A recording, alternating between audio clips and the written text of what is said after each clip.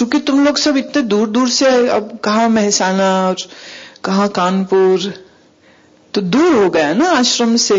अब यहाँ आश्रम के आसपास में जितने गांव है, उन गांवों में स्कूलों में जा जा करके हमारे शिष्यों ने कंप्यूटर एजुकेशन ट्रेनिंग प्रोग्राम ये सब कराते हैं उनको।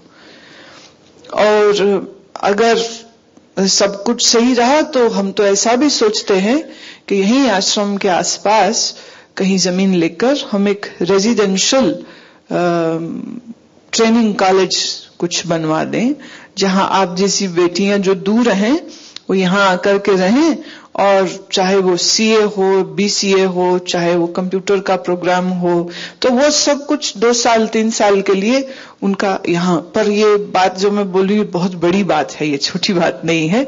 तो इसको पूरा होने में तो थोड़ा समय लग जाएगा, but in the mean time तब तक ये तो हो ही सकता है ना कि आप जहां जहां पर भी रह रहे हैं, जिस जिस स्कूल में भी आप पढ़ रहे हैं, आप वहां अपनी पढ़ाई ठीक से कर सको। तो उसके लिए अगर हम थोड़ी सी आपकी फीस भेजते हैं तो ये कोई बड़ी बात तो नहीं। बड़ी बात तो तब होगी जब आप अपनी पढ़ाई के बाद खुद अपने पांव पे खड़े हो जाओ और पैसे भी कमाने लग जाओ, माँ को भी अपना प्यार दो, माँ का भी ख्याल करो। और उसके साथ साथ एक बात जो और भी जरूरी है, जो मैं चाहती हूं कि तुम सब बेटियों को और तुम सब माओं को भी याद रहे, कि जिस दिन तुम कमाने लग जाओगे, उस दिन जैसे आज हमने आप तक फीस पहुंचाई, फिर जब आप इतने सक्षम हो जाओगे, जब आप पैसे कमाने लग जाओगे, तब फिर आप किसी और लड़की को जिसको इसी तरह की जरूरत होगी, जिसको पढ़ाने वाला कोई नहीं होगा, तो ऐसी किसी बेटी को फिर तुम आगे आप पढ़ाओ। तो उससे क्या है, आज ईश्वर ने हमारे को मदद दी है, तो हम कल जब किसी और की मदद करते हैं तो इससे हम उस कृपा का, वो जो प्रभु की दया का जो एहसास है, वो हमने किसी और को दिया। तो ये बात आगे चलनी चाहिए। पर उसके लिए जरूरी ये है, क्योंकि ये तो कोई 8वीं में है, कोई 9वीं में है, कोई 3री में है अभी। और वैसे हमारे इस शक्ति कार्यक्रम में पिछले साल से जो लड़कियां चल रही हैं वो है 197 और इस साल ये अक्टूबर तक 50 और नई लड़कियों का आवेदन जो है वो आ गया है। और तो लगभग देखा जाए तो कोई 260-65 के करीब लड़कियां हैं। तो हमने तो सोचा कि चलो आए तो तुमको आने में कष्ट भी नहीं हो, इसलिए कहा कि हम किराया भी देते हैं, बेटी का भी देंगे, उसकी माँ आएगी तो उसको भी किराया देते हैं, पर तुम आ जाओ, चलो मिल तो लोगे। और हमें ज्यादा भावना थी, आपसे भी ज्यादा, कि हम आप सबको मिल पाए। तो हमने अपने इस स्वार्थ के लिए तुम लोगों को यहां बुला लिया। पर बहुत लोगों की मजबूरी होती है, हर आदमी नहीं इस तरह निकल पाता है, दूर भी है, भले किराया मिल रहा है तो भी जाने कैसी मजबूरी होती है कि आदमी नहीं पहुंच पाता है। पर तुम लोगों का जो भाग्य है वो निश्चय ही बड़ा जबरदस्त रहा है कि आपको कुछ मुश्किल मजबूरी रही भी होगी तो भी यहां तक पहुंच गए। अब जो देवी मेहसाना से आई है, गुजरात से, बहुत दूर पड़ता है, आसान नहीं है यहां तक आना, अपनी 3 बच्चियों को लेकर के वो आई है। और बहुत लोग हैं जो नहीं आ पाए, पर बात सिर्फ इतनी सी है कि एक तो तुम कमजोर नहीं हो, ये बात समझनी है, और जो तुम्हारी माएं हैं उनको भी ये बात समझनी है कि वो अधूरी नहीं है।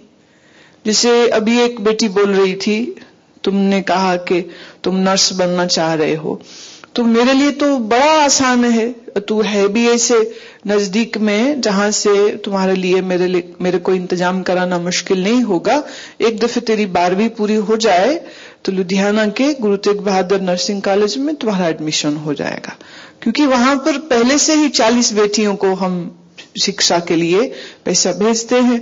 वहां का जो कॉलेज एडमिनिस्ट्रेशन है वो हमसे बहुत प्यार करता है, तो वहां कोई दिक्कत नहीं होगी। और मुझे ऐसा बता रहे थे कि वहां से जो नर्सेस निकल रही हैं, ज्यादातर उनकी रिक्रूटमेंट फॉरेन कंट्रीज में ही हो रही है, क्योंकि इस इंस्टीट्यूट का नाम बहुत है।